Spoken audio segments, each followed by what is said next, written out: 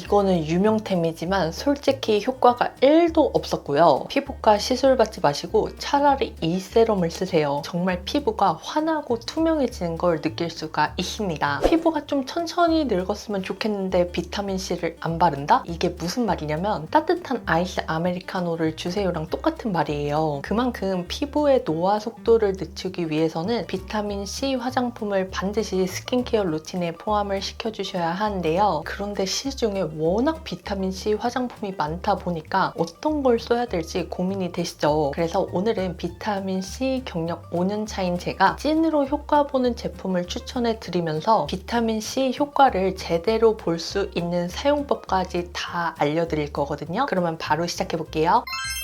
대체 비타민C가 뭐냐? 비타민C를 딱 한마디로 정의하자면 현재 나와 있는 최고의 노화 방지 성분이라고 할 수 있는데요. 그런데 이렇게 노화 방지 항산화 효과로만 띵 말씀을 드리면 뭔가 와닿지가 않잖아요. 그래서 제가 직접 실험으로 보여드릴게요. 한쪽에는 비타민C 세럼을 발랐고 다른 쪽은 아무것도 바르지 않은 그냥 날 것 그대로의 상태인데요. 이렇게 두 그룹을 실온에 놔둔 상태에서 관찰해보면 비타민C 세럼을 바른 쪽이 확실히 본래의 형태를 잘 유지하고 있는 걸 확인할 수 있죠. 그러면 이거를 우리 피부에 대입을 해서 생각을 해보면 비타민C를 바름으로써 각종 외부 유해 물질로부터 피부가 보호가 되는 겁니다. 그래서 비타민C를 바르면 바르지 않았을 때보다 피부가 훨씬 더 천천히 늙을 수 있는 거고요. 이외에도 비타민C는 피부 탄력을 개선시켜주면서 톤까지 맑게 해주는 효과가 있는데요. 이렇게 들어보면 비타민C는 장점만 있는 엄친딸 느낌이잖아요. 그런데 정말 치명적인 단점이 있는데요. 첫 번째는 기본적으로 비타민C는 빛이랑 열에 굉장히 취약한 불안정한 성분이라는 거, 그리고 피부 타입에 따라서 자극감이 느껴질 수 있다는 건데요. 그래서 분명 비타민C가 좋은 성분인 거는 맞지만 나한테 맞는 제품을 찾고 효과를 보기까지 돈이랑 시간 그리고 노력이 필요한 까다로운 성분이라고 말씀드릴 수 있을 것 같아요. 그래서 제가 여러분들의 이런 수고스러움을 덜어드리고자 이런 피부 고민을 가졌다면 이 제품을 쓰세요 하고 딱 정해드릴 거거든요. 그러면 바로 시작해볼게요. 일단 비타민C를 고를 때 세 가지를 체크해 보셔야 되는데요. 첫 번째는 pH가 3.5 이하인지, 그리고 비타민C 농도가 10%에서 20% 사이인지 확인을 해보셔야 돼요. 그리고 여기에 추가적으로 비타민C를 안정화시켜서 그 효능을 높여줄 수 있는 비타민 E 그리고 페롤상이 들어있는지도 체크를 해보셔야 하는데요. 제가 이 조건을 만족하는 제품을 비타민C 농도별로 소개를 해드릴게요.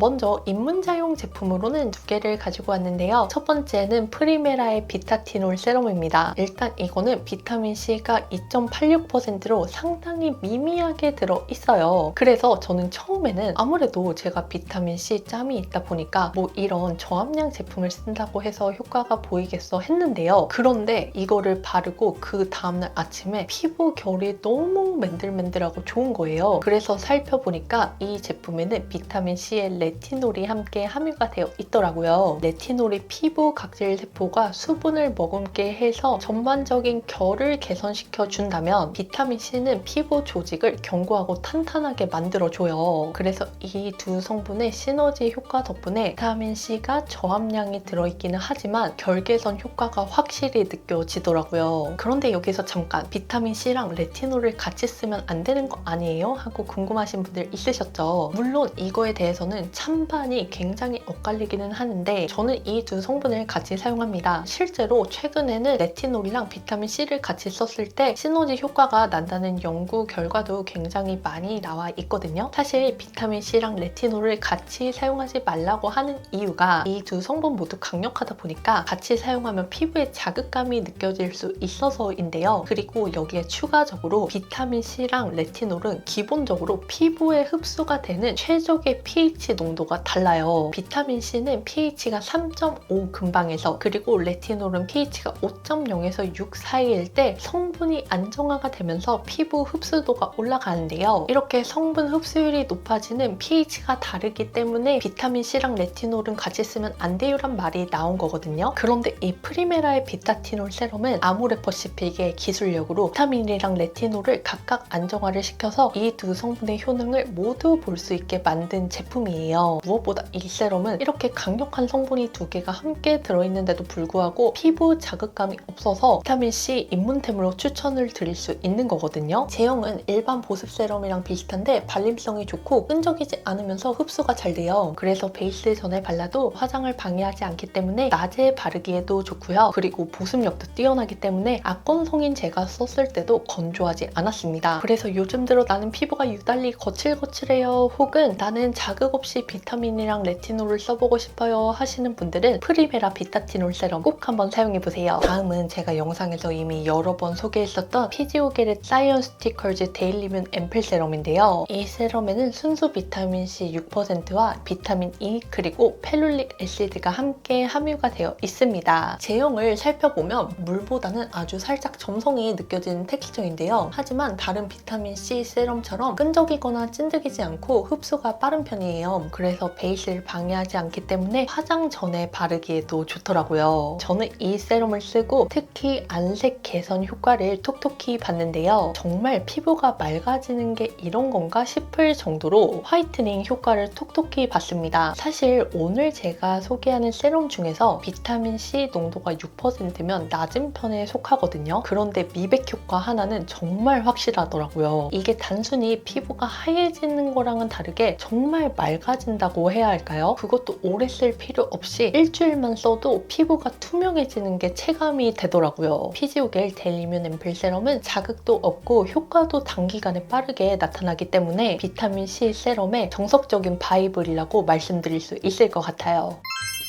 다음은 중급자용 비타민C 제품 두 가지를 추천해 드릴 건데요. 첫 번째로는 항산화 세럼의 끝판왕이라고 불리는 스킨스티컬즈의 C 페룰릭 세럼입니다. 여러분, 이거는 피부과 의사 선생님들이 직접 내돈내산으로 구입하는 찐템이잖아요. 저도 이거를 3통 넘게 사용을 했는데 이 세럼이 괜히 항산화 세럼의 끝판왕이라고 불리는 게 아니거든요. 저는 이 세럼을 쓰고 난 뒤로 피부에 힘이 생기면서 확실히 탄탄해졌고요. 저는 특히 피부가 얇고 흐물흐물하기 때문에 평소에 가장 큰 고민이 피부 탄력이었단 말이에요. 그런데 사실 그동안 화장품을 쓰고 피부 탄력이 좋아진다고 느낀 적은 없었어요. 그래서 역시 피부 탄력은 피부과 시술이 답이다라는 생각을 가지고 있었는데요. 그런데 이 스킨스티컬즈 C 페룰릭 세럼을 사용을 하니까 피부에 힘이 생기면서 전체적으로 탱탱해진 게 딱 느껴지더라고요. 이 제품 후기를 보면 피부과 갈 돈을 아껴서 이 세럼을 산다는 분들이 굉장히 많으신데 그 말이 괜히 나온 게 아닙니다. 그리고 스킨스티컬즈 세럼의 성분을 살펴보면 비타민 C 15%에 비타민 E 1% 그리고 페룰산이 0.5%가 함유가 되어 있는데요. 실제로 이 성분 조합이랑 비율이 스킨스티컬즈가 30년 이상 연구를 했을 때 이렇게 쓰면 피부 개선 효과가 가장 좋아요 라고 특허를 받은 거예요. 그래서 이후에 나온 비타민 C 세럼들이 비타민 E랑 페룰산을 함유하고 있다는 걸 강조하는 이유도 바로 이 스킨스티컬즈 연구 결과를 통해서 만들었기 때문이거든요. 제형을 살펴보면 스킨스티컬즈 세럼은 살짝 점도가 있는 편이라 메이크업 전에 양 조절은 필수이고요. 특히 이 세럼은 밀어서 사용하기보다는 충분히 두드려 흡수시켜주는 과정이 필수입니다. 다만 저는 피부가 예민한 편이 아닌데도 불구하고 피부 컨디션이 안 좋거나 양을 많이 쓰면 피부에 자극감이 느껴지기는 했어요. 그래서 스킨스티컬즈 세럼의 효과가 좋다고 해서 무리해서 양을 늘리기보다는 적정량을 사용하는 게 굉장히 중요합니다. 사실 이 세럼의 유일한 단점이라고 하면 바로 가격인데요. 저한테도 물론 부담이 되는 가격이기는 하지만 고주파 시술이랑 비교를 했을 때 너무 터무니없다고 생각이 들지는 않거든요. 그래서 저처럼 피부가 축축 처지는 게 고민이에요 하시는 분들은 스킨스티컬즈 C 페룰릭 세럼 꼭 한번 사용해보시는 거 추천드릴게요. 다음으로 소개해볼 제품은 닥터 디퍼런트의 안티옥시던트 CQ 세럼인데요. 이 세럼에도 방금 전에 소개해드렸던 C 페룰릭 세럼이랑 마찬가지로 비타민 C가 15% 함유되어 있고 여기에 비타민 E 그리고 페룰릭 애시드가 함유가 되어 있습니다. 다만 다른 비타민 C 세럼과 차별화되는 점이라고 하면 중국산 비타민 C가 아니라 영국산 비타민 C를 사용했다는 거, 그리고 항산화 효과가 뛰어난 코엔자임 Q10이 들어있다는 건데요. 이 세럼의 제형을 살펴보면 영양감이 느껴지는 오일 제형의 끈끈한 텍스처인데요. 하지만 점도에 비해서 흡수력이 좋고 끈적임도 심하지는 않은 편이에요. 무엇보다 비타민C 함량이 15%로 상당히 높은 편인데 피부 자극이 거의 없다는 게 저는 이 세럼의 큰 장점이라고 생각을 하거든요. 아무래도 제가 위에서 말씀드렸다시피 비타민C가 15%일 때 피부 흡수도가 높아지다 보니까 시중에 비타민C 15% 세럼이 엄청 많아요. 그래서 저도 다양하게 써봤는데 같은 농도대의 제품들 중에서는 이 세럼의 자극도가 가장 적었어요. 그리고 이 세럼은 무엇보다 투명한 제형이어서 더 좋았는데요. 어떻게 이게 장점이 될 수 있어요 하시는 분들을 위해서 제가 간략하게 설명을 드릴게요. 비타민C는 기본적으로 빛이랑 열에 취약한 성분이라고 했잖아요. 그래서 비타민C가 공기랑 맞닿아서 산화가 되면 효능을 완전히 잃어버리는 거기 때문에 비타민C를 사용을 하더라도 피부 개선 효과를 느낄 수가 없는 겁니다. 그런데 문제는 대부분의 비타민C가 노란색 제형이기 때문에 입문자 입장에서는 비타민C 세럼이 산화가 돼서 갈변이 된 건지 파악하기가 어렵거든요. 그런데 이 닥터 디퍼런트 CEQ 세럼은 투명한 제형이기 때문에 산화가 되면 바로 알 수 있잖아요. 그래서 저는 이게 굉장히 큰 장점이라고 생각을 해요. 그러면 저는 이 세럼을 쓰고 어디에 효과를 봤냐? 전 이 CEQ 세럼을 꾸준히 사용을 하고 잔주름이 개선되는 걸 느꼈는데요. 물론 굵은 주름이 눈에 띄게 없어져요. 이런 거는 아니지만 얇은 실 같은 주름은 피부 탄력이 개선이 되면서 훨씬 이전보다 덜 도드라져 보이더라고요. 그래서 이 닥터 디퍼런트 CEQ 세럼은 주름 개선이 목적이에요. 혹은 고농도의 비타민C 제품을 자극 없이 사용하고 싶어요 하시는 분들께 추천드립니다.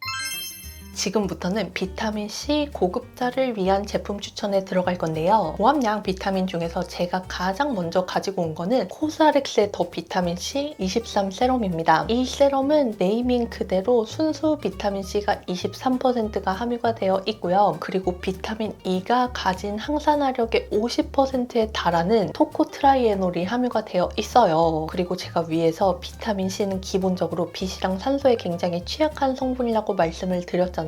그래서 자칫 비타민C를 여닫는 과정에서 비타민C가 산화가 돼서 그 효능을 완전히 잃어버릴 수가 있거든요. 그런데 이 코스알엑스 비타민C 세럼은 안정화된 처방을 통해서 비타민C가 120시간까지 공기 중에 노출이 되더라도 항산화 효과가 온전히 유지가 된다고 하더라고요. 그리고 무엇보다 이 세럼은 비타민C가 고함량이 함유되어 있는데도 불구하고 피부 진정에 좋은 알란토인이 함께 함유가 되어 있기 때문에 자극감이 심하지 않다는 것 또한 굉장히 큰 장점이었습니다. 저는 이 세럼을 쓰고 잡티랑 색소 침착 개선의 효과를 톡톡히 봤는데요. 저는 기본적으로 막 얼굴에 색소 침착이라든지 잡티가 많은 편은 아니지만 앞광대에 옅은 기미가 있긴 하거든요. 그런데 이 코스알엑스 세럼을 사용을 하고 나서 기미가 많이 옅어진 게 보이더라고요. 다만 저는 이 세럼의 사용감이 정말 아쉬웠는데요. 쫀쫀하고 리치한 제형이라 악건성인 저조차도 여름에 바르기엔 힘들었습니다. 그리고 끈적임이 심해서 흡수도 더딘 편이었고요. 그래서 낮에 이 세럼을 사용을 하고 베이스를 바르면 피부에 밀착이 되지 않고 뭔가 붕 뜨는 느낌이 있더라고요. 또 이 세럼을 제가 낮에 안 쓰는 이유가 바로 제형의 컬러감 때문인데요. 이게 너무 센 노란색이라 자칫 양을 많이 바르면 정말 황달 걸린 사람처럼 보이거든요. 저는 기본적으로 스킨케어를 할 때 기초 제품을 넉넉하게 바르는 편이에요. 그래서 이 제품도 별 생각 없이 발랐는데 그날 저를 마주치는 사람마다 왜 그렇게 피부가 노랗냐는 피드백을 굉장히 많이 들었어요. 그래서 낮에는 손이 안 가고 주로 저녁에 사용하게 되더라고요. 그리고 저녁에 사용을 할 때도 반드시 침대에 세탁이 쉬운 얇은 수건이나 손수건을 까신 다음에 사용하시는 걸 추천드립니다. 코스알엑스 세럼은 합리적인 가격에 고농도의 비타민C 세럼을 사용하시고 싶으신 분들 혹은 잡티나 색소 침착 개선이 목적이신 분들께 추천드릴 수 있는 그런 제품이에요. 제가 마지막으로 소개해볼 제품은 가장 최근에 나온 따끈따끈한 신상인 구달 청귤 비타C 27 잡티 케어 앰플인데요. 이거는 제가 써본 비타민 앰플 중에서 비타민C 함량이 가장 높아요. 아무래도 비타민C가 고함량이 함유되어 있다 보니까 상당히 리치하고 끈적임이 있는 편이고요. 그래서 코스알엑스 비타민C 세럼이랑 마찬가지로 너무 쫀쫀하고 리치하게 마무리가 돼서 악건성인 저조차도 낮에 바르기에는 쓰기에는 상당히 부담스러웠습니다. 그리고 고농도 제품 특성상 따가움이 심하게 느껴져서 솔직히 저는 이 앰플을 데일리로 쓰기가 너무 어렵더라고요. 그래서 사실 이 앰플 광고가 저한테 들어왔었는데 저는 사용해보니까 자극감이 느껴져서 사용하지 못하고 또 사용을 못하니까 효과도 미미해서 죄송하다고 광고 거절을 했던 그런 제품이거든요. 여러분, 저는 피부가 얇기는 하지만 화장품 자극감에 예민하지 않고 기본적으로 잘 뒤집어지지 않는 피부의 소유자예요. 그럼에도 불구하고 이 구달 앰플은 너무 따가워서 제가 바르는 게 어려웠습니다. 그래서 크림이랑 섞어 바르면 조금 낫지 않을까라는 생각에 크림이랑 섞어서 발라봤는데요. 이게 시간이 지나면서 피부가 적응을 하면 점차 분리를 해줘야 하는데 제가 크림이랑 이 앰플을 분리하는데 실패를 했거든요. 그래서 이 앰플을 단독으로 사용한 적이 없기 때문에 사실 이렇다 할 효과를 보지를 못했어요. 그래서 개인적으로 저도 아쉬움이 남는 그런 제품이었습니다.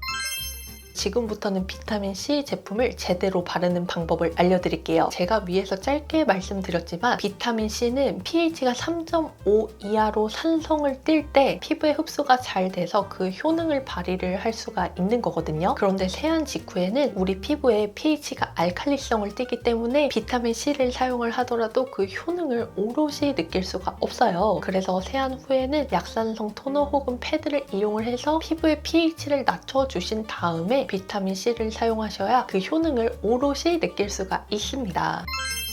지금부터는 비타민C에 대한 질문 그리고 그에 대한 답변을 드려볼게요. 비타민C가 빛이랑 열에 취약하다고 했는데 낮에 써도 되는 건가요? 하는 질문에 대한 답변을 드리겠습니다. 결론부터 말씀을 드리자면 비타민C는 낮이랑 밤에 모두 사용하셔도 되지만 둘 중에 하나를 골라야 한다면 저는 낮에는 무조건 바르시라고 말씀을 드리는 편이에요. 제가 말씀드린 것처럼 비타민C는 빛이랑 열에 취약한 성분인 거는 맞아요. 하지만 제가 재차 말씀드렸듯이 비타민C 는 항산화 효과를 가지고 있어서 외부의 유해 물질로부터 우리 피부를 보호해주는 역할을 하거든요. 그래서 가급적 유해 물질의 영향을 받기 쉬운 낮에 바르시는 걸 추천을 드리는 편이고요. 대신 이때 비타민C의 효능이 사라지지 않도록 자외선 차단제를 꼼꼼하게 바르시는 건 필수입니다. 다음은 피부가 너무 예민해서 비타민C를 바르면 자극감이 느껴지는데 어떻게 해야 돼요? 하시는 분들께 답변을 드릴게요. 비타민C는 크게 순수 비타민C 그리고 비타민 유도체 이렇게 두 개로 나눌 수가 있는데요. 물론 순수 비타민C가 비타민C의 흡수율이 높기 때문에 사용했을 때 결이나 톤 개선 효과를 더 확실하게 볼 수 있는 거는 맞아요. 다만 순수 비타민C는 효과가 좋은 만큼 자극감이나 따가움을 동반할 확률이 높거든요. 반면에 비타민C 유도체는 순수 비타민C에 비해서 효능은 다소 떨어지지만 자극감을 줄이고 빛이랑 열에 취약한 점을 보완해서 나온 성분이에요. 그래서 정말 피부가 예민하신 분들이라면 순수 비타민C보다는 비타민C 유도체가 들어간 화장품을 사용하시는 걸 추천드립니다. 그런데 비타민C 화장품 중에서 순수 비타민C가 들어있는지 비타민 유도체가 들어있는지 어떻게 알 수 있냐 하는 거에 대한 가이드라인을 드릴게요. 순수 비타민C는 전 성분표를 보면 아스코빅 애시드 혹은 L-아스코빅 애시드라고 표기가 되어 있거든요. 만약에 비타민C 화장품인데 전 성분표에서 아스코빅 애시드 혹은 L-아스코빅 애시드가 보이지 않는다면 그거는 비타민 유도체가 들어간 화장품입니다. 여러분, 오늘은 제 스킨케어 루틴에서 절대 빠질 수 없는 비타민C가 어떤 성분이고 피부 고민별로 어떤 제품을 사용해야 되는지 정말 비타민C에 대한 모든 걸 알려드렸는데요. 혹시라도 궁금한 점이 있다면 아래 댓글로 남겨주세요. 그러면 제가 아는 범위 내에서 최대한 답변 드릴 수 있도록 하겠습니다. 오늘 영상도 끝까지 봐주셔서 진심으로 감사드리고요. 이번 컨텐츠가 도움이 되셨다면 좋아요와 구독, 알림 설정 잊지 마시고 저는 다음번에 또 다른 유용한 컨텐츠로 돌아올게요. 그럼 안녕!